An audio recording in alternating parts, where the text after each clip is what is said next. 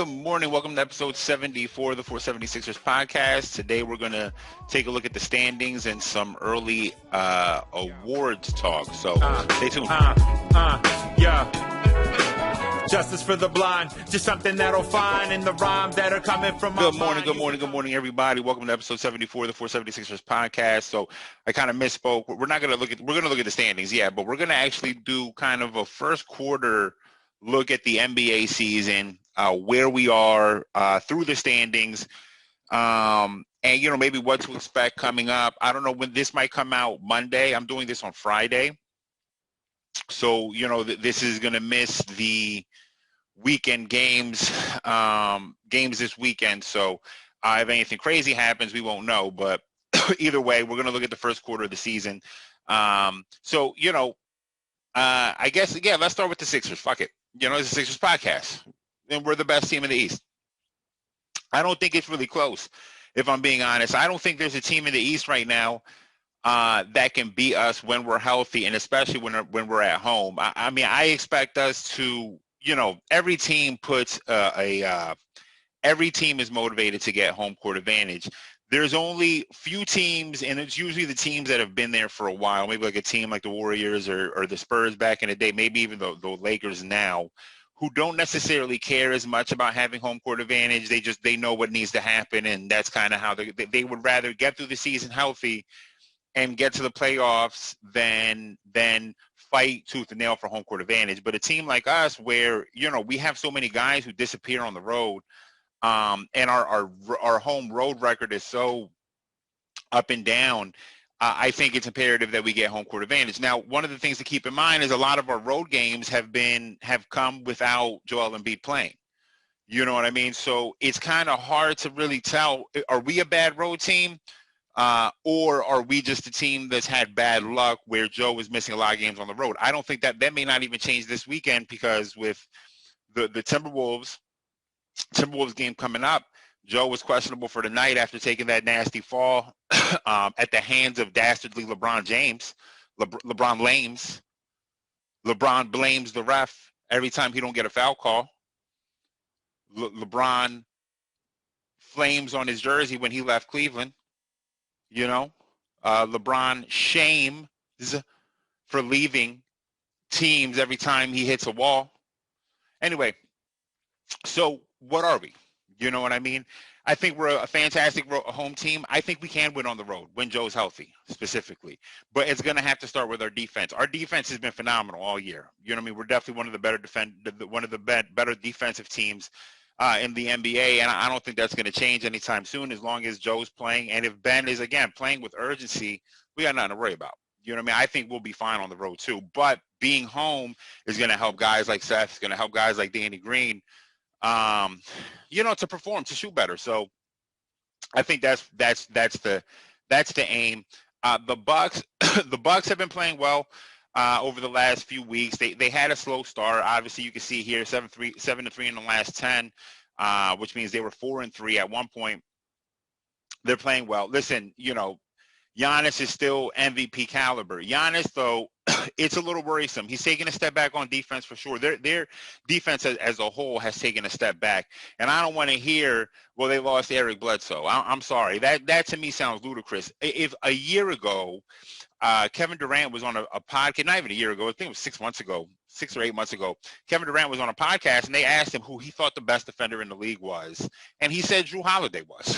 So don't sit here and tell me that you lost Eric Bledsoe and they're taking a huge step back defensively. It doesn't really make sense. You can say George Hill too. That's fine. They lost George Hill. They lost Eric Bledsoe. So they lost good first and second team defense. But the way that they've taken a step back doesn't make a whole lot of sense. They've gotten better defenders. Dante DiVincenzo is a very good defender on the perimeter. So I don't know, but offensively, they've also lost playmakers. I think that's really where the struggle is, because oftentimes last year they would run out a lineup that was Eric Bledsoe, George Hill, Chris Middleton, Giannis, and usually Brook Lopez, but they could really fill that spot with anybody, And I think that losing a two playmaker lineup like that, I mean, not even it's really more than a two. It's really like a four playmaker lineup, if you're being honest. But I mean, really a second point guard, essentially, who can defend bigger guys. I think that's really what's causing the issue here. They're probably a trade away. You know what would have helped them? Having Malcolm Brogdon. But they probably wouldn't have gotten Drew without trading Brogdon. I mean, if they would have kept them both, whatever. But either way, that's definitely a struggle right there. You know what I mean? That's a struggle right there. I am not I'm not of the ilk that's looking at Donte DiVincenzo and thinking I want that guy starting on my playoff team necessarily. I like Donte DiVincenzo, but he's not a starter on a finals team, in my opinion. And with that, I mean, but one thing that I'm seeing a lot more of over the last week or two is a lot more Chris Middleton playmaking. Listen, I talked about this at the end of the finals, at the end of the Eastern Conference Finals, that Chris Middleton had showed that he needs the ball in his hands. At the end of the Nets game last week, they're trading blows with each other, and it's really Chris Middleton that's trading the blows with them because unfortunately, Giannis lacks a real offensive ability. You know what I mean? I mean, James Harden said it last year. All you do is run and dunk. You know what I mean? It's different than what I do. And he low key, he was right. I think everybody is like, we all love Giannis because we all love the way the manner which he carries himself, how he plays. He doesn't want no super team bullshit and all that. We all love that. But on the same token, skill set wise, you can't really compare Giannis to James Harden. You really can't compare Giannis to any of the above. You really can't compare him to any of the offensive guys. You know what I mean? Giannis is just a step below when it comes to offense. He just doesn't have a good offense. His jumper, they're working on his jumper. He's been working on it, but it looks like it gets worse. I don't know. This thing he does with his arms, when he does a fadeaway, it's so stiff and robotic. It's like he gets his arms here and that's it. Now he's just doing spins like this. I mean, oh shit. He's like a fucking, I don't know what this is. He can't do anything. He can't move his arms. There's no, there's no fluidity to it. You know what I mean? It's way too robotic. It's just not going to get far, right? He hasn't showed an ability yet. When the game gets tight, when you're stuck in a half-court set, what are you going to do? I mentioned on this podcast regarding the Ben Simmons three-pointers that unless Giannis is shooting 5 3-pointers a game and is at 40%, they're never going to run him off that line. I assure you, they're going to build that wall and they're going to make sure Chris Middleton doesn't get open. They're going to make sure that they have someone on Drew, and that's all. They're going to allow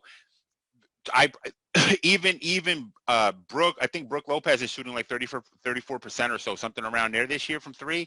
Teams are not really going to close out on him that much. They would rather stop Giannis from getting to the rim and let all the rest of the guys shoot, other than Chris Middleton probably. So I a lot more of the same. You know what I mean? I would be afraid of that if I was a Milwaukee fan. What's a shame, and I heard someone point this out recently, and I've been saying this for a while. Who pointed this out? Maybe maybe Kevin O'Connor pointed this out. Yeah, I think he pointed this out on Simmons' podcast, that just don't understand why we're not seeing a Chris Middleton and Giannis pick and roll. You know what I mean? I just don't get it. One, Giannis as a roller is the biggest target out there, unless the person defending that screen and roll is Anthony Davis or Joel Embiid. You're probably going to want to do that a lot. Why not? The target is ridiculous, and if you sag back on Chris Middleton, that is a bucket. So just not seeing a lot of that happening. Budenholzer likes to play a lot of pace and space stuff, not a lot of, very, very Brett Brown. You know what I mean? Very Brett Brown, but better. So I don't know. That would be scary. The Pacers are falling off a bit. Listen, they lost their score. They're missing a lot of guys. You know what I mean? Obviously, they lost Karras, which, one of the first things I pointed out after I read, when I read the news about them finding that mass on Karras' kidney was, wow, thank God he got traded. And then he said the same thing a few days ago. Thank goodness, right? Because, damn, he would not have gotten traded. That shit might have been a lot worse. So, but I think he'll actually probably be back soon. I mean, I can't speak to it. I don't know. But, I think they operated the mass a few days ago, and he's good. I could see him be back in a month or so, I think. So Garris will be a helpful guy to help score points. You know what I mean? They just don't have a lot of elite scoring or playmakers outside of Brogdon is it, pretty much, right? They lost Oladipo. Oladipo was an elite playmaker and scorer. And while I don't think Oladipo and Malcolm fit together, you know, in terms of the playoffs, if you're going to the playoffs and trying to win big games, I don't think that combination could win. But on your day-to-day basis, when you pull Brogdon off the floor, who's your playmaker now? You know, who's the guy making plays? Even you know, while obviously Sabonis is a very good playmaker at his position, he's not Joker as a scorer. You know what I mean? And listen, he puts up great numbers, but Joker just is not aggressive when it comes to score. I think Joker could probably put up crazier numbers than we even really realize, but but they have so many other playmakers on the floor at a time. So they need that. They need TJ Warren back. I don't know when TJ Warren's going to be back. I don't know if he'll be back this year. I don't think that's been discussed. Yeah, I know it's been discussed, but I don't know where it's landed. I mean, I've heard, I think the last update I heard was more like a to be determined type status on him. You know what I mean? Maybe he's out the rest of the year. Maybe he could come back towards the end of the year. I don't know. But those two pieces would really, really help them. That scoring punch, Caris and TJ Warren, I mean, that's two 20-point scorers right there. Alongside Malcolm Brogdon, an elite playmaker, they could be dangerous. You know what I mean? The Pacers always give us problems, so they could be very good. You know what I mean? I think they could be good, but it's just going to be, is Caris going to come back? Is TJ Warren going to come back? That's going to be the outlook going forward for them. Otherwise, I think they're middle of the pack in the East. They'll have a great season for them, but I don't see them making a lot of noise in the playoffs. I mean, you know me. I don't like having a Sabonis, Miles Turner 4-5. I don't like it. You got two centers there, essentially. You know what I mean? You got two centers there, and no one in the league is playing that way. And sure, Sabonis is punishing guys, but, you know, I don't know. I think I'd rather see Sabonis at the 5 and you trade Miles Turner for something. You know, Miles Turner and something for something else. I don't know what, but just seems like that would make sense. The Nets on a 3-game winning streak. But they're not impressive. I'm going to be honest with you.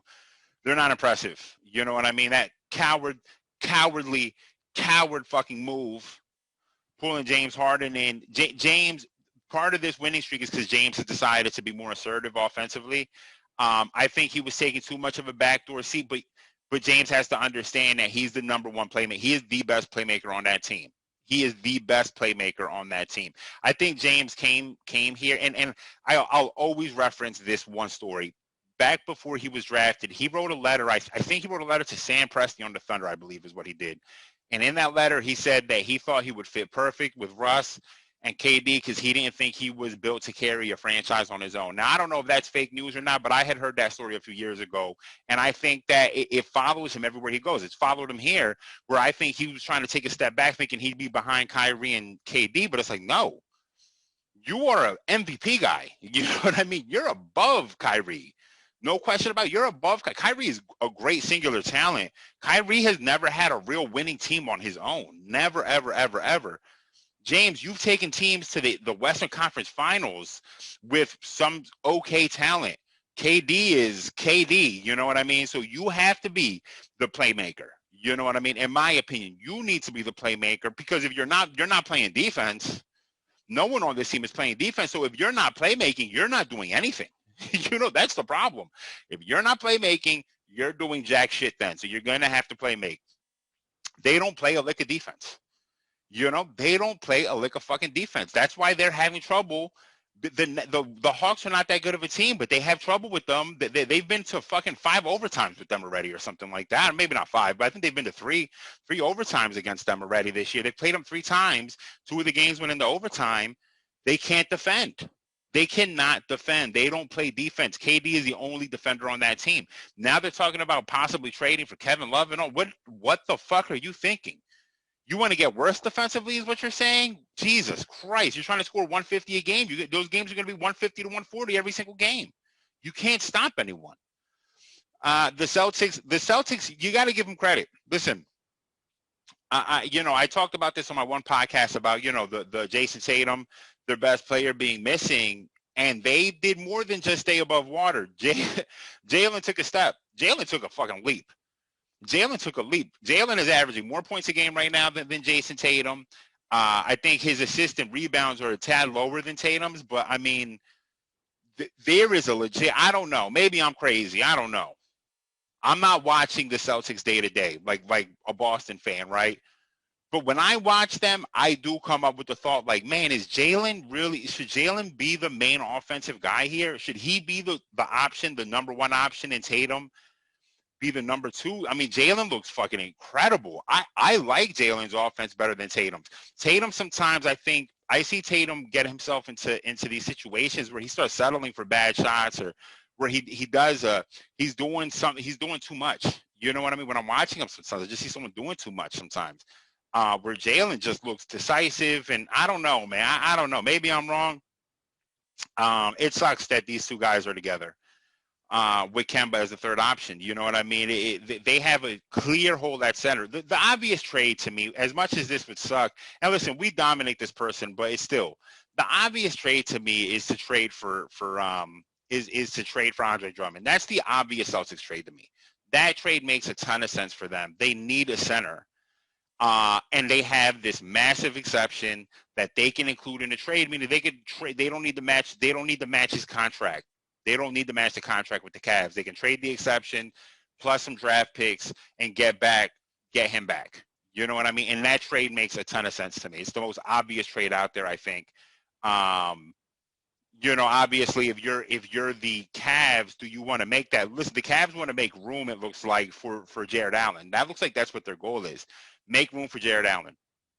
So if your goal is to make room for Jared Allen and just move this shitty contract off the books, then maybe that makes sense. I think that makes sense for the Celtics. You know what I mean? I do think it makes a ton of sense for the Celtics. I think it makes sense for the Blazers too, but I don't. Do you want to, what do you think, what's going to happen with Nurkic? You know what I mean? We'll talk about that when we get there. But that trade makes sense to me for the Celtics. Cavaliers, got to give them credit. I shitted on them early on after they blew us out because I was trying to, because it was, that blowout seemed a lot worse at the time than it actually has been. I mean, the Cavs, their backcourt is excellent. You know what I mean? This little Darius Garland, Colin Sexton thing is kind of causing issues. They're playing great together. Colin is a very good defender, showing a propensity to defend bigger players. Darius Garland is a legit point guard. They're playing really well. Then they're getting a ton of contributions from Larry Nance Jr., who's like a little, a utility knife, a butterfly knife with a ton of different things that he can do. He's shooting, I think, a career high in three-point shots right now, and three-point percentage right now. Good defender. Obviously, they get a ton of production out of Andre Drummond, and then Jared Allen coming off the bench too. And sometimes they close games with Jared Allen. Cedi Osman does things for them. Isaac Okoro does things. Kevin Porter would have helped them perfectly if Kevin Porter didn't, seemed to have some issues, it looks like. And they ended up trading him for a second-round pick. I mean, that would have been the ideal player for them if Kevin Porter could have worked out. Would have been great for them, but obviously it didn't. They're seeing, depending what happens, right? If Colin Sexton continues to improve, if Darius Garland continues to improve, and if Jared Allen, given the opportunity, shows that he is a legitimate starting center in the NBA, I think next year they could be, and if Isaac Okoro improves and develops, they could be a problem next year for sure. I don't think there'll be a problem this year. I think there's a chance they don't make the playoffs, if I'm being honest with you, this year. I know they're 9-9 right now, but maybe they prove me wrong. I don't know. I think there's a chance they don't make the playoffs. But we'll see. Put it this way. I think there's a really good shot that next year you're looking at Colin Sexton and Darius Garland and saying that this backcourt is better than Trae Young and whoever their shooting guard is at that point. You know what I mean? Everyone wanted it to be Herder, but Herder, it doesn't look like it's it. Is it going to be Bogdanovich? Who's going to be their shooting guard? We don't know. But I think that you'll have Colin Sexton. He's the same size as Trae Young, but is a far better defender. You know what I mean? So we'll see. The Hawks, onto the Hawks. More quotes coming out. There was a quote that came out today from Trae Young, just kind of trying to put water on the fire of the John Collins thing that came out a few weeks ago. When things like that come out, that's smoke. And when there's smoke, there's fire. You know what I mean? And I probably agree. Watching Trae is super isolation heavy. And when you haven't proved yourself, see, it's different. The way they had built the Rockets with James Harden, they built them in a way that was like, okay, this is James. And if you have a problem with James having the ball in his hands, then we're going to trade you for something else who doesn't have a problem with it. You know what I mean? They built that team. But that's not the case with the Hawks. Trey came in and John Collins was already here. You know what I mean? Some of these guys are already here. And they're looking at Trey like, what the fuck are you doing? You're not Luka. Luka is an elite level playmaker, so those guys can live with that. You know, they look excited to give the ball to Luka so that he can do whatever magic he's about to do. Trey doesn't necessarily do that, and he's having a down season in comparison to last year where they thought he was going to be. This year feels a lot like Cat's second year when Cat came in and people were already saying, "Oh, I think Cat's going to be better than AD," and then he had the second year that was not good. You know, it just wasn't good. He just isn't a defender and just a ton of issues, had a down season, and people put water on that. That's what it looks like is happening with Trae Young, where based off of last year, people thought Trae was going to come in this year super motivated, and he did come in super motivated, but I think he's pressing a lot. I think he heard that, and he started believing, and he started pressing a ton. And it's not been for the best. It's not been for the good, for the better of the team. Now, listen, they've had a ton of injuries. They haven't had Gallinari like they want. They obviously don't have Bogdanovich. They just got Rondo back. They're going to get Chris Dunn back this week, which, you know, whatever the fuck they're going to do. But the point is they've had a ton of injuries. So we'll see. If they're healthy, we don't know what it's going to look like. But right now, you know, they're treading water. They're treading water. The Knicks, listen, the Knicks play good defense. Shout out to Kevin O'Connor who pointed out that the Knicks, and I didn't know this. This is something I learned. This is why Kevin O'Connor is one of the better basketball guys. He talked about that they had the best three-point defense, the best teams shoot the worst against them from the three-point line. And he pointed out that a lot of statisticians believe that that's kind of more of a lucky thing, like team. And I agree with that. I can 100% see that. You know, guys missing shots. Enough off days against someone, especially this early in the season, you run into teams who might be having some bad shooting days. It doesn't mean anything. You know what I mean? It just doesn't mean shit. Especially, I think the Knicks have had a couple day games. You know what I mean? Where it's like, well, if you're playing in New York during the day, that never turns out good for the visiting team because they're in New York. You know what I mean? And yeah, with COVID, sure, it's a little bit more difficult. Maybe, I don't know. They're coming back down to earth. 3-7 in the last 10. On a 3-game losing streak right now. They're coming back down to earth. Julius Randle still playing great, still putting up a ton of numbers. I just, they got a lot of questions. I think it's probably going to be best for them to give Emmanuel Quickley the ball sooner than later. At least in the moments I've seen him play. Again, it's not like I'm watching the Knicks all day, but when I see Quickley play, he looks legit. He looks legit, and maybe he should be the starting point guard. A lot of Alfred Payton, a lot of Austin Rivers, probably a little bit too much of that. You know what I mean? I don't know how far you're actually going to get with that.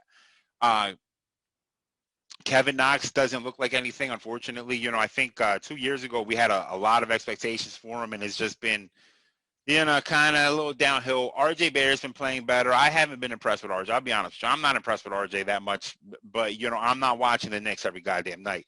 His numbers are good. You know what I mean? Obviously, against us, he didn't do anything. It seems like every time I watch a Knicks game, RJ Barrett's not doing anything. So we'll see.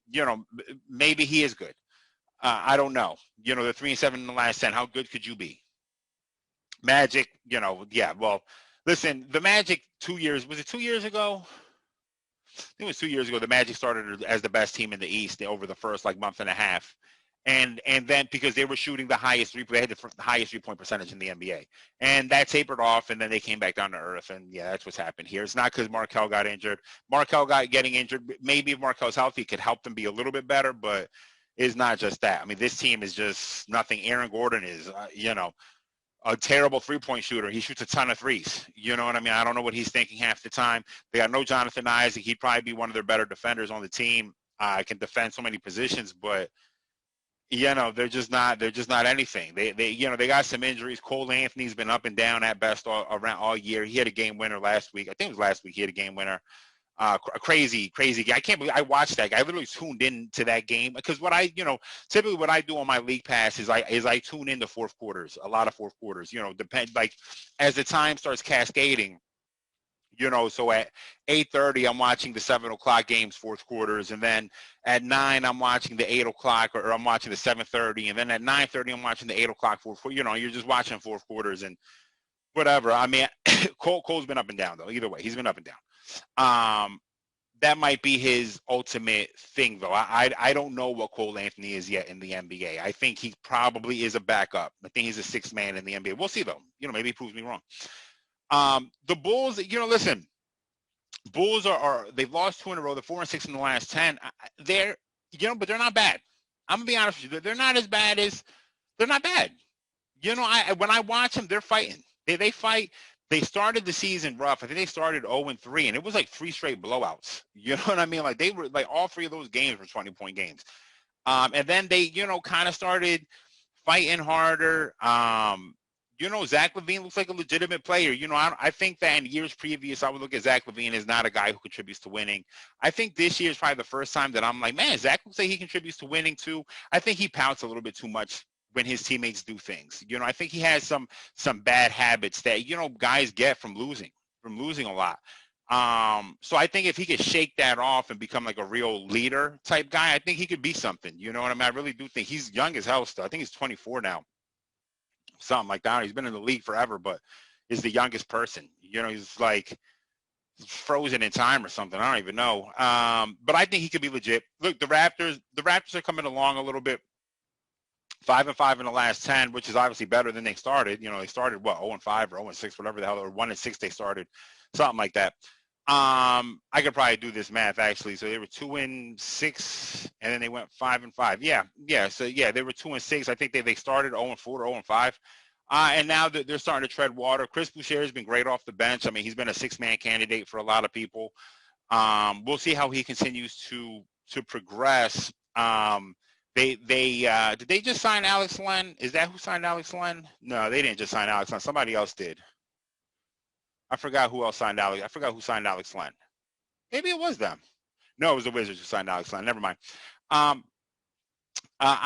Listen, you got Aaron Baines starting and Chris Boucher. That's a downgrade from Marc Gasol and Serge Ibaka, without a question. OG Anunoby starting to come along though. And that's going to be how they win. You know what I mean? Ultimately, Pascal's good. Don't get me wrong. Pascal's a good player, but there's a clear ceiling, much like Giannis. I mean, Giannis, obviously, his ceiling is far higher than Pascal's because of his aggressiveness, and his body is crazy. But Pascal is similar, where his offensive game kind of stops very short of anything, not very fluid. It's a lot of, I'm going to now do this spin move, and everyone knows that the spin is coming, and everybody stops it. I mean, really, I'm going to be honest with you. Jalen really, I think, is what happened to him. I know we're saying the bubble, and yeah, he was definitely not as good in the bubble, and he hasn't been as good since. But Jalen, to me, was the exclamation point in the playoffs last year. I mean, he just shut him down. He was so unimpressed by anything Pascal was doing. Pascal couldn't do a fucking thing when Jalen was guarding him. And that was a shame, and he hasn't really recovered. But over the last few games, OG's starting to bounce back, a couple 20-point games. And that's going to have to be, OG has to take a step. You know what I mean? OG has to take a leap. I think there's a great trade out there for the Raptors. If the Raptors decide that they're not ready or that they're not here, I think there's a great trade that could possibly be made for them to rebuild, and that trade involves the Nuggets. I'll get to them in a second. When I get to the Nuggets, I'll talk about the trade, I think. You know what? I should stop doing that because I keep doing that and forgetting that I wanted to say something. So I'm just going to say it now. Yeah, I don't know. I don't know how they could make this trade. They'd have to make this money up somehow. But the trade to me makes sense is that the Nuggets should probably trade Michael Porter Jr., maybe Paul Millsap and Gary Harris and draft picks, I don't know what else, and try to get back Kyle Lowry and Pascal Siakam if the Raptors decide that they are not going to, they just don't have it. They don't have it. Let's be clear. They don't have it. There's nothing that they can do. There's no trade out there for them to make. I thought that they could be a candidate to trade for James Harden, much like when they did the trade for for Kawhi a couple years ago. They didn't pull the trigger on that. So you're just not fighting for anything. It's time to rebuild probably. And I think that trade would make a ton of sense for the Nuggets. If they got put Jamal Murray next to Kyle Lowry and Pascal there can come and be the fourth option on the floor. That's the perfect scenario for them. You know what I mean? I think that would make them the best team in the West, if I'm being honest with you. And I think the Raptors should probably rebuild. The Hornets, listen, there's not much to say about the Hornets. LaMelo's hitting a wall. You know, he's hitting a wall a bit. Not. Listen, LaMelo is hitting a wall because everyone knows that his offensive game just isn't his. He is kind of a slash and kick creator. You know, let me create. And the problem is he doesn't have any elite speed, quickness, or explosiveness to get past most defenders. You know what I mean? And because of that, it's kind of hard to create in that scenario. You know, he'll give you a ton of highlights because he's a great passer for sure. Yeah, I mean, he has a vision that nobody else has. You know what I mean? Kind of like Ben, right? But there's just a ton of vision, but no athletic ability to go with it. His shot is hideous. We talked about that. I don't even know where his 3-point percentage is right now, but he's just taken a step back over the last few games. You know, this Hornets team is competitive, but they don't have a ton of talent, you know, to be honest. Gordon Hayward is definitely back in all-star form, though. You know, he's averaging 25 a game right now. I think he's averaging like 25, 5, and 5, something like that. He's having a great season, but he can't be your best player. You know, in my opinion, he can't be your best player. They need another guy. You know what I mean? They need another guy. I don't think he could be your second best player. I don't think he'd be the second best player on the title team. Man, maybe he could. I don't think so, though. Man, maybe. It depends who the best player on that team is. Like, he would make like if he was the second best player, well, he wouldn't be the second best player. He wouldn't even be the second best player if he was on the Bucks right now. You know, he'd be the third best player behind Chris Middleton. I don't know. I think he's your third. I think he could be your third guy. Not much to say about them, though. You know, all of those guys, you know, they just got Cody Zeller back, and he'll help them for sure. You know, they were struggling at the 5. You can't start Bismack Biyombo so long. You know, it's just not good for anybody. But, you know, just not a lot to say about this team. The Heat are struggling. You know, the Heat are not that good. You know, again, it was a fluke. I don't give a fuck what anyone says. Listen, they haven't had Jimmy. I got it. I don't remember the time that Jimmy got to a team and made them 10 to 15 games better. You know, I understand that he did kind of do that for the Timberwolves, but why did the Timberwolves fall short? Well, because Jimmy got injured. You know what I mean? And that's the story of Jimmy's career. Unfortunately, Jimmy gets injured a ton. He brings a ton of listen, Jimmy brings a ton of stuff to the table. I don't mean to hate on Jimmy. He brings a ton of stuff to the table. He can't shoot, though, but he brings a ton of stuff to the table, but he's injured all the time. You know, and he's been injured. I don't even know the last time I saw him play, and I don't know the next time he's going to play. I don't even know. You know what I mean? They need Jimmy back, obviously. They need him back sooner rather than later. But amongst this losing, Bam has really showed. Bam looks like AD right now. I'll be honest with you. He kind of looks like Anthony Davis. A ton of mid-range jump shots, and they're all dropping. You know, they're all dropping. The difference is that AD is far better at getting to the rim. Bam is just too, again, I said this last, he's just too weak. You know what I mean? I just watched him get bodied too much in the finals to really, Bam is too weak. He needs to get a lot stronger in my opinion. I mean, I think people assume he's strong, and I mean, he probably is somewhat strong, but in comparison to other centers, he isn't. You know, I just seen him get stood up by way too many guys too often. But his jumpers become wet. He's playing really, really well for them. He's scoring a ton of points over the last week or so. But, you know, they need Jimmy back. They definitely need Jimmy back. And it's not only just Jimmy, though, but losing Jay Crowder. I mean, Jay Crowder isn't, you know, he's not an all-star, obviously, but Jay Crowder helps them because Jay Crowder gives them a ton of can guard 1 through 4. He can guard 1 through 5 in some situations. You know what I mean? He's just a competitive guy. He'll hit a big shot sometimes. You know, they could really use Jay Crowder. That was not wise to let Jay Crowder go, in my opinion. You know, they could use him. So we'll see. I don't know. I really don't know. You could tell me anything about the Heat, and I wouldn't be surprised. You told me that the Heat missed the playoffs. I wouldn't be surprised. You told me that the Heat made it into the top 4 in the East. I wouldn't be surprised. But I definitely think last year was a fluke. I don't give a fuck what anybody says. You can sit there and stand on your soapbox and tell me it wasn't a fluke. It was. It was a fluke because no team in the East was that good. Personally, that's why it was a fluke. Because I had said that the Heat could beat the Bucks. It's not because I thought the Heat were great. It's because I think that Giannis is lacking. You know, and because I think Budenholzer is a regular season coach. But they can't beat the Sixers team. Not in my opinion. You know what I mean? They can't beat the Nets, I don't think. I don't think they could beat a healthy Pacers team. I don't know that they could beat the Bucks this year. You know what I mean? I don't know if I believe that they can beat the Bucks. I don't think they would beat the Celtics, a healthy Celtics team. So, go figure. The Pistons, not a lot to say about the Pistons. They don't know what they're doing. Honestly, they don't know what they're doing. You sign Jeremy Grant, but then you let Christian Wood go. Wouldn't it have made sense to have them together? Just a thought. You know what I mean? Just a fucking thought. I don't know what you were thinking there. I guess they thought Isaac Stewart and who's the other big that they got? Thumboya. I don't know. They thought those guys would take Christian Wood's spot, but you need scoring. But then you got Blake. Blake looks washed. I mentioned that on my last podcast, and on the podcast of the Pistons Sixers probably. He don't look right. He don't look good. I think it's probably done for Blake. Derrick Rose. They just trade those guys and get young guys. Killian Hayes is injured right now. Not that I've been that impressed with him. Jeremy Grant's played great. Listen, I'll keep saying it. Good for you, Jeremy. You really proved everyone wrong, except that you're on a shit trash team. Was it worth it? Was it worth it for you? You got to ask yourself that. If it was worth it, then go ahead, man. Do your thing. I'm not going to judge you. But it just seems like you could have done a lot. You would have done a lot more. You would have done a lot. You would have helped the Nuggets a lot more than you're helping the Pistons. Because while you're showing that you can be the number one, the go-to option, you're on a trash team. You know what I mean? You can't be the best player on the team. Yeah, you're showing you can score 25 a game. You can put a lot of players on trash teams, and a lot of them can score 25 a game. Unfortunately. So you're not really showing anything. So that's how I feel about it. Poor Wizards, man. Poor Bradley Beal. I feel so terrible for that person. Every time he looks like he's on the edge. He's on the edge. He is on the edge. He is about to have a break. I'm going to be honest with you. He's about to have a mental breakdown. Man, they made me eat my words. I thought this team would be a playoff team. They're just not. They're just not. I mean, they lost Thomas Bryant for the season.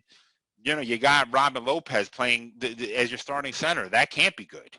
That just can't be good for business. They can't be. It's Thomas Bryant. I mean, it's Robin Lopez, man. He hasn't been a starting center at any time in his career. He was good for the Suns for a little bit. But that was, I don't even want to say he was good for the Suns. Well, what to say? I mean, Russ is sitting there arguing. You're sitting there arguing with John Wall. I get it, kind of, except that you're losing the game. You're on a trash team. I think Bradley was looking at him like, please shut the fuck up because we're losing. We're losing every game. Stop arguing. Why are you always yelling at people?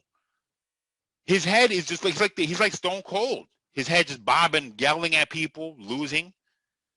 I mean, Stone Cold won. I don't know what to say about you guys. I don't know what the prospect of this is. I don't think they're going to trade Bradley Beal, mostly because I don't think they're going to get any value back. And because what are you going to do? You're going to trade Bradley and be stuck with Russ? You can't trade Russ. Russ is untradeable right now. You're going to end up having to waive Russ in a year or two. Is what's going to end up happening. There's no one is going to trade for Russ. No one is going to trade for maybe the Clippers would trade for Russ, but I don't even know how they would make up the money to do it. You know what I mean? I don't even know how they would make up the money to trade for Russ. I don't know how they would do it. So I don't think they would trade for Russ. I take that back. If they didn't have to make up the money, then yeah, I think they probably would trade for Russ to put him next to maybe. I don't know. Maybe not. I don't know. Poor Wizards, poor Bradley Beal. But you know what? This brings me to a point I wanted to make on my last podcast that I completely forgot. I teased it and then just forgot to talk about it. A friend of mine asked me if I thought the Sixers could beat the Lakers in the finals in a 7-game series. And it I then became very thoughtful. I quieted down. I looked off into the distance, into the dreams of the young men and women. And I began to think. And my response to that was, first of all, I don't think anyone in the NBA outside of Kevin Durant or outside of a healthy Warriors team, and even that's a stretch, can beat LeBron James in a 7-game series right now. I don't think anyone in the NBA can. I don't think there's a team. You know what I mean? I just don't think so. Maybe the Nuggets, if they need a piece though, they need something. If they got Kyle Lowry and Pascal, some guys with some winning metal, then maybe yeah. But I don't think there's a team that can beat LeBron James right now in a 7-game series. And with that, I don't think there's a player that we could trade Ben Simmons for that would make us be able to beat the Lakers in a 7-game series. I don't think Bradley Beal gives us that ability. Even if we trade Ben for Bradley, I don't think Bradley makes us able to beat the Lakers in a 7-game series. You know, because Bradley is a volume scorer. He scores a ton. He's a good player. His defense is taking a step back, and he's a good playmaker, sure. If he is in a finals situation in a 7-game series, I don't think he can help us win. Personally, that's me personally. That's how I feel. I don't think there's a trade out there for Ben, but partly based on Ben's value, you know, that would help us win a 7-game series against the Lakers right now, personally. You know what I mean? Unless Joe goes ballistic, unless we go into the finals and then Joe's averaging a 40-15, 4 assists and 2 blocks, you know, Shaq-like numbers, then yeah, maybe we can. That would be the answer of how you beat this Lakers team is Joel ironically becoming an evolutionary Shaq with 3-point range. You know what I mean? Who can make free throws? Fuck you, Shaq. The Jazz, man, the team everyone's sleeping on, 10-game winning streak. That's historic. Not a lot of teams have ever gone on 10-game winning streaks. It's pretty fucking impressive what they're doing. The team that no one's talking about, the team that Shaq tried to shit on by saying Donovan Mitchell isn't blah, blah, blah, blah, blah. But Donovan Mitchell's the best player on that team. He's playing absolutely. He's being efficient. He's playmaking. This is what we thought the Jazz were going to be last year, because last year, obviously, Mike Conley just wasn't fitting. I mean, I thought they were going to have to trade Mike Conley, but now a year later, Mike Conley's playing a lot better. Donovan's playing a lot better. Rudy is being Rudy still. They're playing well. You know what I mean? What else can you say? They're playing well. They're shooting well. They're defending well. They're doing everything well. A lot of great ball movement. Everyone's contributing. You know, obviously the Bogdanovich, Joe Ingles, you know, all of these guys, just a ton of offense, a ton of creation, a ton of playmakers, and a ton of offense, a ton of shooting, and a ton of defense. They may have the 6th man of the year in Jordan Clarkson scoring out of his mind. You know, it's just a really well-built team. They're playing super duper well. Good for them. You know, good for the Jazz. I love teams like that are built like that. You know what I mean? Kind of like the Nuggets, right? You know, this homegrown team. You know what I mean? If you know me, I fucking hate super teams, man. I hate free agents and trading and all this. I don't mind trading for that one guy. Like even our situation right now, we had to undo trauma from what was done to us over the last few years. But, you know, like Mike Conley is like as our Tobias Harris, you know, where now he's fitting. And the 2 homegrown guys like Donovan and Rudy, that's our Joe and Ben. And then, you know, you added just guys who can fit, you know, and guys good off the bench and homegrown guys. So the Jazz are playing well, man. Good for them. Clippers are playing well. Their defense has taken a step back from last year, which is surprising. Obviously, they have so many good individual defenders, but their defense hasn't been that good.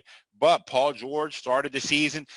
I still haven't seen a game where Paul George and Kawhi score. And again, it's not like I'm watching the Clippers every day, but I haven't seen a Paul George, Kawhi both going ballistic on a team yet. What we saw really was Paul George carry them through the first part of the season, and then over the last few weeks or last week or two, we've seen Kawhi, since he took the mask off, be revitalized and play being Kawhi Leonard again offensively, just, you know, playing fantastic. They got to be a piece away. I find it hard to believe that this team is ready to go. They got Morris back. Obviously, he was injured for the first few weeks of the season, and he's back, so he's helping them. Obviously, Batum is shooting extremely well. I don't know if that's going to continue. Batum has hit this weird ass spot where every time I see Batum shoot, I think it's going to go in. I think it's going to drop. You know what I mean? I don't think that's going to continue. I'd have to believe it's not. But for right now, they're playing really, really well. You know, a ton of second unit. This dude, I'm sorry, his name has escaped me, for the trade that they made from the Pistons that the Nets got hustled on. Luke Kennard, a ton of creation in the second unit. They're playing well. You know what I mean? They won yesterday without Kawhi and Paul George. And they've done that a couple times over the last week. You know what I mean? So we'll see. Lakers are arguably the best team in the league. They've lost 2 games straight, obviously lost to us. Then AD missed last night's game. They lost to the Pistons, which is, obviously weird. But back-to-back, you're on the road. You lose your second-best guy. It's kind of, what are you going to do? That doesn't mean anything. Losing to the Pistons means nothing. The Pistons play everyone close. You know what I mean? Even though they're trash. They're well coached, though. So, I think the Lakers are still the best team in the West. I don't think the Jazz or the Clippers are the best team. I think it's the Lakers until they're unseeded. But at least for right now, the Jazz are legitimate. Clippers are legitimate. So, just a pain in the ass is what it is. It's a pain in the ass. For the West. The West is a pain in the ass. No easy nights. You know what I mean? Then the next team, the Nuggets. Same thing. No easy nights. You know what I mean? Obviously, Joker is MVP candidate right now. He's no longer averaging a triple-double, but he's still close, still 20, 11, and 8 or something like that. Having a fantastic season. I've mentioned this last year, and it's starting to get more recognition that Joker is a better defender than people realize. Obviously, he's not a rim protector. You know what I mean? But the first month of last season, or the first 2 months of last season, they were the best defensive team in the NBA. And Joker is just, his IQ allows him to get his hand on a lot of balls. To hit a lot of balls, whether it's tip passes in the lane, or when guys are trying to collect, he just affects the ball and makes it harder for them to finish. So he may not be blocking shots, but he's affecting shots in his own way. And then offensively, he's an offense unto himself. You know what I mean? I've mentioned this a couple times that, we always compare Luka to Larry Bird. It's the most obvious comparison. But I actually think that a more fitting comparison is Joker to Larry Bird in that they're not really relying on any speed or offensive ability. They're not really isolation players per se, but are just they're just 2 or 3 steps ahead of everybody else on the court mentally. You know what I mean? And just making a ton of passes that other guys I just think that Joker and Larry Bird is a lot closer than people realize over Luka, because that's Larry never had the handle that Luka had. Let's be clear. Luka's handle is elite. Like, that's an elite level handle. Fucking LeBron James doesn't have Luka's handle. There's only a handful of guys who can handle as well as Luka handles. And Larry never wanted to be an isolation player that way. That's never how he wanted to play. That's never how he would want to play. Even if he came in today's game, you know what I mean? That's not how he would play. He would play a lot closer to Joker, I think. Maybe not as much posting up the way Luka, obviously he wouldn't post up as much as Joker post up. Joker relies a ton on strength. But, he did play, with his back to the basket and would make a ton of passes from that spot in the offense. So I think that's a lot closer than people realize. The Spurs are just quietly being good. Good for them. Their young guys are just playing well. You know what I mean? Lonnie Walker's playing well. Keldon Johnson's playing super well. Keldon Johnson, I didn't even know who he was until this year. I'll be honest with you. Kind of in my mind just came out of nowhere. He's playing great, shooting great. Rudy Gay's playing well. They're just all of those guys are just playing well. You know what I mean? And I haven't watched enough Spurs to tell you what their MO is. Last year, they were one of the highest mid-range shooting teams in the league, which is obvious, right? Because you're getting a ton of shots from DeMar DeRozan, from LaMarcus Aldridge. I know LaMarcus wanted to shoot more threes this year, and I don't know if that's what he's been doing. But, they're just winning games. You know what I mean? They've just been winning games, so good for them. I don't know if this is going to continue. I have to assume they still intend on trading DeMar DeRozan, which may not make them worse necessarily, because, again, they're just getting a ton of production from their young guys. So, we'll see what happens. You know what I mean? We'll see. And DeJounte, I forgot to mention DeJounte Murray. You know what I mean? He's still playing well, obviously a elite defender at the point guard position. So I'm not sure. I don't know what's going to happen with them. The Grizzlies, 7-6. Missed a ton of time. I think they didn't play for a week and a half or so. They've only played 13 games. Not a lot to say about them, except that, Ja is Ja. They were winning games without Ja, though. And that was impressive during that time. That little span when he was injured, they managed to stay above water. And then Ja comes back against us, obviously, and they haven't lost since, I think. I think that 5-game winning streak goes back to when they beat us, and they've won every game since. So, so they're playing well. Ja's playing well. Ton of production from Ja. Dylan Brooks is good, obviously. Brandon Clark is getting better. The first week of the season, I ended up dropping him off my fantasy team, but he's actually been playing a lot better. It's changed, because for the first week of the season, Kyle Anderson was a ton of their offense, and now it's come back to real life where Slow-Mo is back to being who he is and no longer the number one option on offense. And Brandon Clark's been playing a lot better over the last couple weeks. And Ja's Ja. You know what I mean? So we'll see what happens with them. I don't think they've played in the last week. But, we'll see what happens with them. I don't think Jaren Jackson's probably not going to come back this year. I have to assume he's not going to be back this season, unfortunately. But it's going to be really interesting to see what happens to this team next year. They're not ready for the finals yet, obviously. They're just not. But next year, Jaren Jackson Jr., Brandon Clark triumvirate with Dylan Brooks as your fourth option could probably make some noise, I think. I think they'll make some noise. Maybe they're still a piece away, but we got to see what's going to happen with Jaren Jackson Jr. What worries me about the Jaren Jackson-Brandon Clark pairing is rebounding.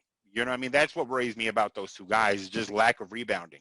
Where's the rebounding come from? Jaren Jackson he just isn't a good rebounder. He just doesn't grab enough rebounds, and neither does Brandon Clark. So we'll see what happens to them. The Suns have come back down to earth a bit. Definitely struggling over the last 10. What's his face? I'm sorry. The white-faced assassin.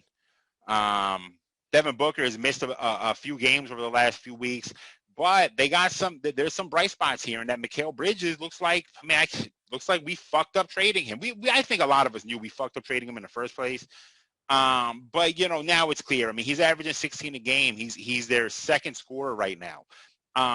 What's interesting is Devin Booker's taken a huge step back in terms of scoring, and I think that there needs to be a better balance there. Obviously, scoring, I talk about that all the time. Bradley Beal right now is like 0-7 when he scores 40 a game this year, something like that. So it tells you scoring isn't everything. You need defense. You need to get your guys involved. Everyone needs to be playing and contributing. That's how basketball works. That's something Chris Paul completely understands. But with that said, I think Devin needs to be in the 27-point range for this to be a legitimate team. You know what I mean? Right now, it's hard to say. Obviously, Devin, like I said, he's been injured. And I think DeAndre Ayton needs to be I think he's averaging 11 and 10 or something like that this season. DeAndre needs to be at 17 and 11 and 2 blocks a game. You know what I mean? That's what DeAndre Ayton needs to be. So, or maybe even 12 rebounds a game. You're too fucking big to grab 11. Grab 13, something like that. You should be around the league leader in rebounding.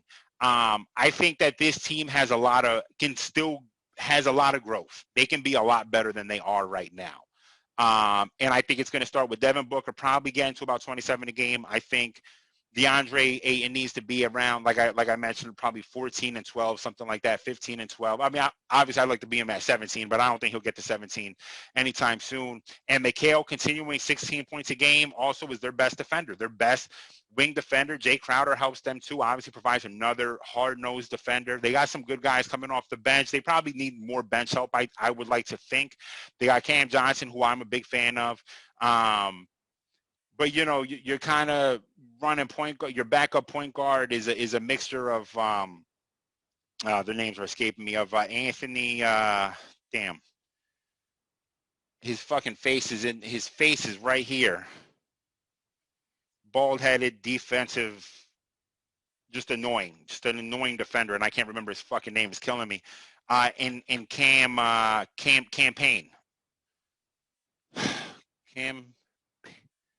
Payne. I'm sorry, damn. And Cameron Payne. You know what I mean? That's not enough. You know what I mean? I think you need they need a 6-man point guard that could help them, like a Shake. If they had a good trade for us with Shake, it would be great for them, I think. You know what I mean? Not that I want to get rid of Shake necessarily, but I don't mind saying that. I don't mind having Maxey being our point guard off the bench if Shake could get us fucking Cam Reddish or fucking Jay Crowder or something like that. You know what I mean? The Trailblazers, talked about them. Man, just injuries. It's a shame, honestly. It's a fucking shame. Poor Dame. Dame is one of my favorite players in the NBA. You know what I mean? It's not a secret. Everyone who knows me knows I love Dame. But injuries keep killing them. CJ now is going to be out for a while, for a long time. I think for the next month or two, with a fractured kneecap. No Nurkic. Poor Nurkic, man. Just can't stay healthy. And like I mentioned, would a trade with them make sense, trying to get Andre Drummond and saying Nurk is going to, but what is Nurk going to be when he comes back? Are you trading Drummond just to patch it up for right now? And then what are you going to do with Nurk? Or do you move on from Nurk? He can't stay healthy. You know what I mean? He just can't stay healthy. Maybe you move on from Nurk and you say Drummond is your starting center going forward. I don't know what the decision is, but It's a shame. You know, this is a team that needs some free agent help. You know, they got Derrick Jones Jr. Sure, he helps a little bit, but that's not enough. You know what I mean? That's just Derrick Jones Jr., bro. Like, you're just Derrick Jones Jr. Gary Trent last night went off. I think he hit like 8 or 9 3-pointers, but they lost. You know, they lost to the Rockets. So I don't know what to say. You know, Dame is going to be competing for MVP trophies, but you know, is going to be the bridesmaid, never the bride, as long as this team is getting injured. You know what I mean? You know, would have been great. Gordon Hayward. Gordon Hayward would have been great there. You know what I mean? Gordon Hayward would have been great for them. And that's probably a shame. I don't know what trade they could make that would really make them better. If I'm being honest, I have no clue. Unless they trade CJ for something right now. You know what I mean? I don't know. I don't know. It would make sense for them to try to trade CJ for Ben. I mean, I'm going to bring everything back to the Sixers, but even that, I don't think that makes a ton of sense for either team necessarily. I mean, CJ helps us, but the injuries are concerning. He's injured all the time. You know, and does Ben really make them? I mean, Ben does make them better. He would help them a ton, but I don't know. I don't know how to feel about that. I don't think I want to trade just Ben for CJ McCollum straight up, if I'm being honest. I think I would need something more back than just CJ, just based on injuries. Which is interesting because a week ago I would have done it like this, but that was when CJ was healthy. The Warriors are hovering around 500. Steph on his fuck you tour, he's averaging 28, 6 and 6, something like that. 28, 5 and 5. His shooting percentages are through the roof. Well, they're not really through the roof. His 3-point percentage is actually kind of low right now. He's had a few games that were like 1 for 11 games, and then a bunch of like 7 for 12, 7 for 13 games. But every now and then he has this crazy like 0 for 9 game. But it's been fun watching the fuck you tour. You know what I mean? Listen, this team is trash. You know, they're trying to fix Wiggins. They're trying to fix Kelly Oubre. Kelly Oubre is the perfect example of a guy who, on a bad team, can look good, come to a team with aspirations of being good, and then take a step back. And that's kind of what happened to him. Last year on the Suns, when there was no expectations, he was playing great. Then he gets to the Warriors where they're saying, hey, Kelly, we're relying on you. We're relying on Wiggins. Obviously, Clay is injured. We still want to go to the playoffs, though. You know what I mean? And you're seeing what happens when that happens. Wiggins is playing great defense for them. I know there's a lot of smoke coming out of there talking about a lot of cap for y'all who don't know. A lot of cap coming out of from them talking about that he should be like first team all defense. I haven't seen it. You know, he's been playing good defense for sure, but I don't think he's been playing first team all day. Maybe he has. I'd have to write down the list and think about it, but I haven't seen something that tells me this is like a defensive player of the year guy or something like that. You know what I mean? He's playing good defense, sure. But, you know, offensively, I think he's averaging 16 or 17 a game. Just not enough. You know what I mean? They need Clay. That just is what it is. Wiseman's now that they're bringing Wiseman off the bench. I think it makes sense. I don't think there's anything wrong with that. Wiseman just isn't ready for starting centers yet. Mind you, he only played a few games in college. He has a ton of upside, and the problem is he's just fouling a lot. He's just fouling. You know what I mean? And it's tough keeping him on the floor. So bringing him up against backup NBA centers makes a ton of sense. You know what I mean? Makes a ton of sense. Slow down the game for him a little bit. Let him get his posture. Kevon Looney has been there for longer, knows the offense better. So, you know, it makes sense if you're trying to get to the playoffs, let Looney be your starting center and then bring him off the bench like a super sub and see what you can do. I think that makes sense. So we'll see. I think they have a chance to get to the playoffs for sure. I need to see Oubre shooting at a high percentage again. You know what I mean? I need to see his 3-point percentage get to 38%. And I need Wiggins to average 19, 20 a game. I need to see Draymond average 11, 12 a game. I mean, his fucking offense is a mess right now. I mean, he brings a ton to the table, a ton of heart, a ton of leadership, a ton of defense. But his offense, you need to score, though. We're going to need you to get some points. You know what I mean? And their backups, their backups aren't anything special. I mean, they signed this dude from the Celtics last year, Brad Wanamaker, who I'm just not impressed with. I never have been impressed with Wanamaker. He plays well for them, but I don't think it's enough. You know, Wanamaker is good for a bad team. He's a good backup for a bad team. You know what I mean? I don't think if the Warriors want to get to the playoffs, I don't know that Brad Wanamaker can be your backup. Not with your starting five playing the way they're playing. I think you need way more production from your bench than Brad Wanamaker. But maybe Brad Wanamaker in a pick and roll scenario, something like that with James Wiseman can help them though. So we'll see. The Rockets are coming along, 4-game winning streak ever since they got Oladipo. Listen, removing a cancer is that's one of those things, man. Addition from subtraction. Losing James Harden and getting Oladipo back is big. That's huge for them. That was a great trade for them. You know what I mean? Whether Oladipo stays or not doesn't even matter. You know what I mean? Because right now, you're in a situation where you're trying to build value for Boogie. You're trying to build value for John Wall, build value for Victor, and maybe you run it back. Maybe you keep these guys and run it back. Christian Wood is a guy you keep, right? Young guy, you sign him long term. It's these other guys. Are you going to trade them for draft picks or young guys, or are you going to keep them and try to build something? They're kind of playing with house money. No one's expecting anything from this team because of what happened with James Harden. So you're with house money. What are you going to do next? You know what I mean? What would you do now? You could probably trade PJ Tucker, I'm guessing, for something. I don't know what. Maybe draft picks. He would make sense on a ton of teams. You know what I mean? That are trying to make runs. I don't know if he would really make sense for us unless he wants to come off the bench. But he would make sense on the fucking. He would make a ton of sense on the Hawks. You know what I mean? I don't like the John Collins, but you know me. I don't like 4s and 5s like that. Not that you would replace Collins with him, but just having a defender would make sense. I don't know. Where would he make sense? I mean, he makes sense on so many teams, but for some reason I can't think of a team where he makes sense. Makes sense, a ton of sense on the maybe not on the Clippers. He has a lot of guys that are like him. Maybe he doesn't make sense anywhere. You know what I mean? He makes sense on the Nets. Everyone makes sense on the Nets because they need anyone who can play defense. Makes sense on the Wizards. If the Wizards wanted to try to salvage something of this year and bring a good defender in at the 4 who can help, he would make a ton of sense there. Someone who plays fucking defense because no one else is. I think he could make some sense on the Bucks for sure because he could defend so many positions. You know what I mean? He would make sense on the Bucks. I think he would make some sense on the Bucks. You know what I mean? Put Middleton at the 2, have him at the 3. Yeah, I think he would make a ton of sense on the Bucks too. But either way, regardless, John Wall is playing really, really well. He played well yesterday. They're playing with house money. You know what I mean? Little 4-game winning streak. Let's see what they can do. It'll be fun watching them over the next part of the season, the next quarter of the season, you want to say, or the next third of the season, is going to be really interesting seeing what they can do. You know what I mean? I'm interested. The Rockets. I'm interested in watching you. The Thunder have been wild. They've been really good. Which is very confusing. This team is rebuilding, but SGA is legit. SGA is legit. You know what I mean? This team doesn't have enough to make any noise in the playoffs. So let's be clear. They don't have enough to make any noise in the playoffs. But SGA is legitimate.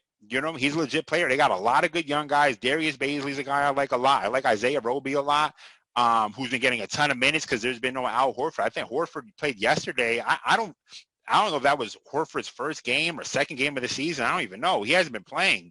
So I don't even know, but they got all these young guys. Dort, who's gotten his 3-point. Remember last year in the playoffs, they were leaving Dort open. You know what I mean? The Rockets were leaving him open. You can no longer leave him open. It's impressive, man. He's really come a long way with his 3-point shot. Still obviously an excellent defender. Just a lot of young guys that I like.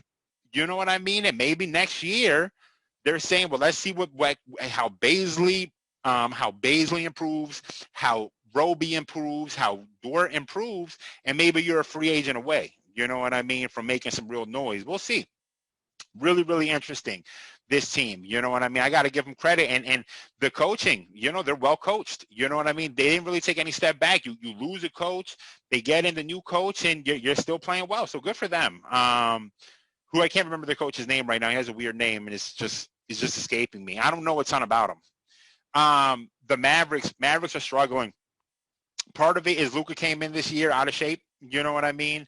And has been playing himself into shape. The other part of it is that KP don't look right. You know what I mean? I see he's but he's had moments. He's had moments where he looks good, but his numbers aren't really impressive. He's still missing time, still missing back-to-backs. Just not a ton. You're starting to wonder if KP can really help them.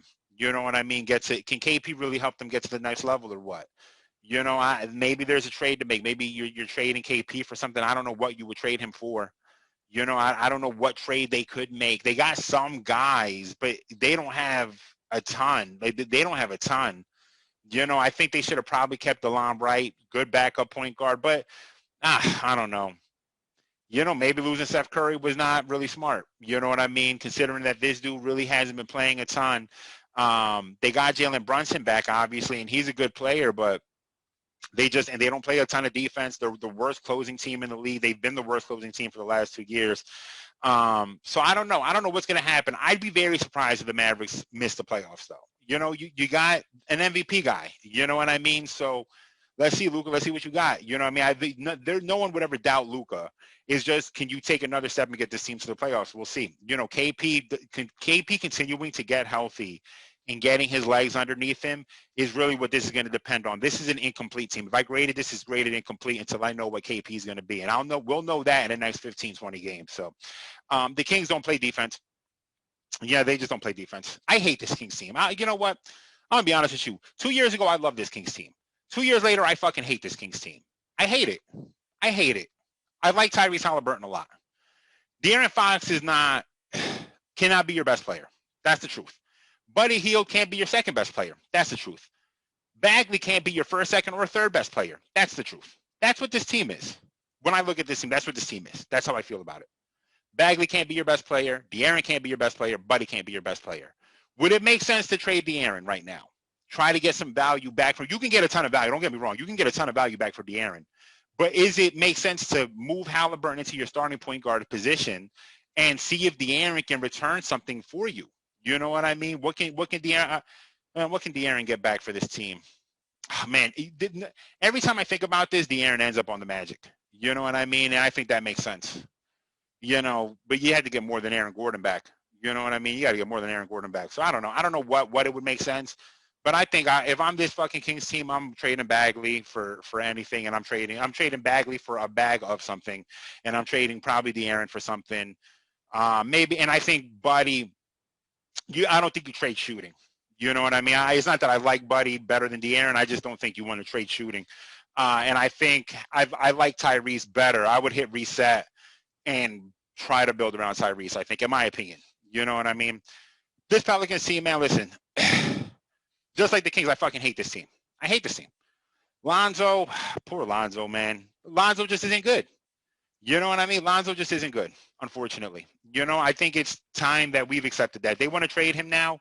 That's fine. He just, where are you going to trade him to? I don't know.